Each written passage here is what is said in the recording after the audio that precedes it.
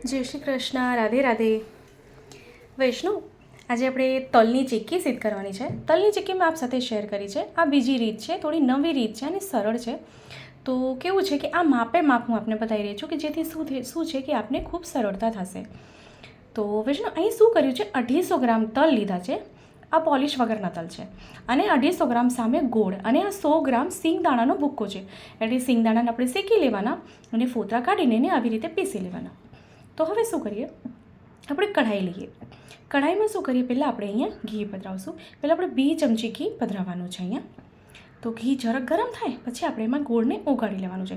પછી ખૂબ સુંદર અને સરળ રીત છે. મોસ્ટલી કેવું છે કે આપણે સાકરની ચીક્કી સુંદર થઈ જાય છે, પણ આપણે ગોળની ચીક્કીમાં છે ને ઘણીવાર કેવું થાય કે તણાઈ જાય છે, એટલે ચીકાશ પડતી થઈ જાય છે, ચૂંટવા માંડે છે.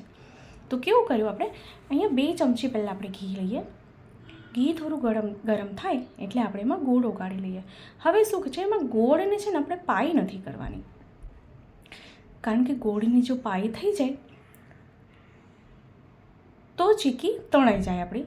મતલબ ક્યારેક કેવું છે કે ઘણી વસ્તુ એવી છે કે આપણે પ્રોપર માપ સાથે કરવું પડે. તો જો 250 ગ્રામ અહીંયા તલ લીધા છે, અહીં મેં પોલિશ વગરના તલ લીધા છે. આપણે જો પોલિશવાળા લેવા હોય તો આપ લઈ શકો છો, પણ હંમેશા ધ્યાન રાખવાનું તેલને પણ શેકીને જ લેવાના છે. આપણે તલને બી પહેલાં શેકી લેવાના.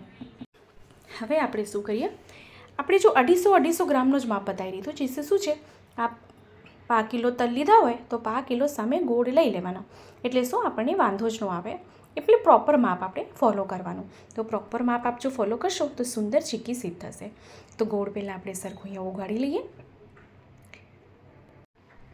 એટલે બને ત્યાં સુધી ગેસની ફ્લેમને ધીમી જ રાખવાની, હાઈ નહીં કરવાની. કારણ કે જો હાઈ કરીએ તો જે ગોળના કાંગડા હોય એ નીચે રહી જાય, પણ આજુબાજુથી પાઈ થવાની ચાલુ થઈ જાય. એટલે એ ધ્યાન રાખવાનું. તો આ ગોળ ઓગળી જાય પછી આપણે ગેસ બંધ કરી દેવાનો. આપણે જોઈ શકો છો મોસ્ટલી ગોળ અહીંયા ઓગળી ગયું છે. તો હવે શું કરીએ, આપણે ગેસ અહીંયા બંધ કરી દેવાનું છે, કારણ કે આપણે પાઈ નથી કરવાની. તો વૈષ્ણવ, આપણે અગર આપ ચેનલ પર નવા છો તો ચેનલને સબસ્ક્રાઈબ કરશો, બેલ આઇકોન હિટ કરશો કે જેથી જ્યારે બી કોઈ સરળ સુંદર અને તરત થઈ જાય એવી સામગ્રીનો વિડીયો મૂકું તો આપ સુધી નોટિફિકેશન સૌથી પહેલાં પહોંચે. ને વૈષ્ણવ વિડીયો ગમે તો વિડીયોને લાઈક જરૂરથી કરશો અને આપણા વૈષ્ણવ ગ્રુપમાં વધુથી વધુ શેર કરશો, જેથી વધુથી વધુ લોકો સુધી વિડીયો પહોંચી શકે. તો અહીંયા ગેસની ફ્લેમને અહીંયા બંધ કરી દીધી છે.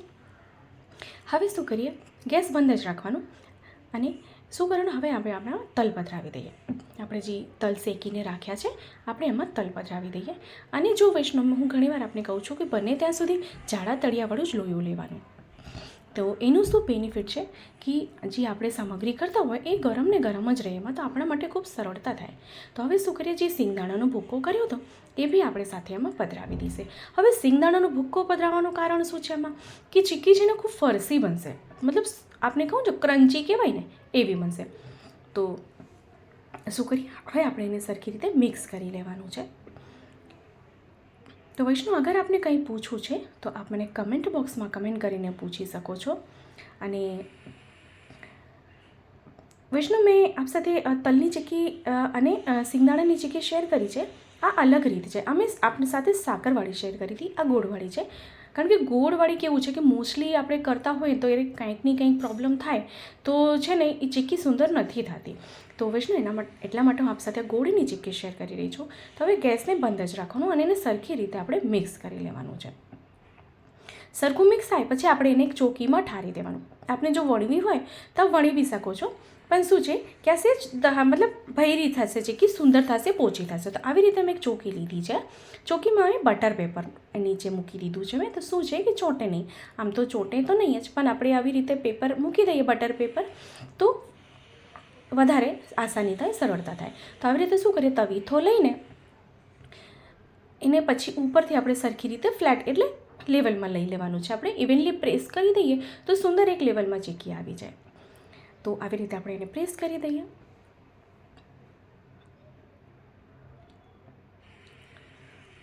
વૈષ્ણુ, આપ સૌને મારા વિડીયોઝ ગમે છે, આપ સૌ મને ખૂબ સારા સારા કમેન્ટ કરો છો, એ માટે આપ સૌને ખૂબ ખૂબ દિલથી આભાર. અને વૈષ્ણુ, જવાબ દેવામાં, વિડીયો અપલોડ કરવામાં થોડો મોડો થાય છે, તો એના માટે હું થોડુંક આપને ક્ષમા માંગીશ કે થોડુંક સમયનો અભાવ છે, એટલા માટે ટાઈમ થોડો નથી મળી રહ્યો. પણ જેવી રીતે ટાઈમ મળે છે વૈષ્ણુ એવી જ રીતે હું આપ સાથે વિડીયો શેર કરી રહી છું.